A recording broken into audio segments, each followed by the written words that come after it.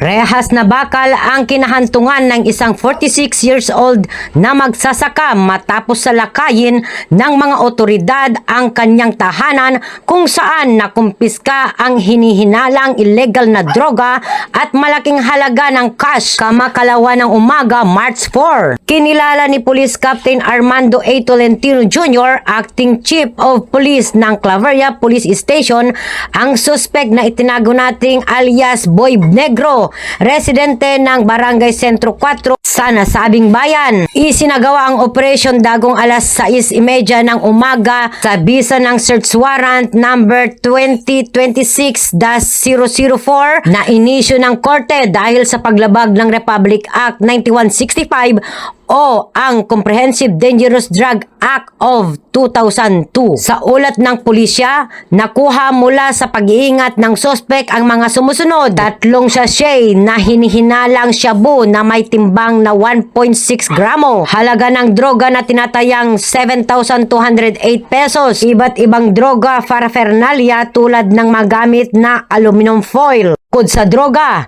laking gulat ng mga otoridad nang tumambad din ang bulto-bultong pera na aabot sa 835,185 pesos na nakasilid sa iba't ibang pouch at container sa loob ng bahay ng suspek. Isinagawa ang inventaryo at pagmamarka ng mga ebidensya sa mismong lugar ng operasyon sa harap ng mga opisyal ng barangay at kinatawan mula sa National Prosecution Service upang matiyak na nasunod ang tamang proseso ng batas. Ayon kay Police Captain Armando A. Tolentino Jr., ang tagumpay ng operasyon ay bunga ng pakikipagtulungan sa Provincial Intelligence Team o PIT, Cagayan North Regional Intelligence Unit 2 o RIU2 at Claveria Maritime Law Enforcement Team o MLET. Sa kustodiya na ng Claveria Police Station ang suspect habang inihahanda ang kaukulang kaso laban sa kanya. Ang mga nakumpiskang droga naman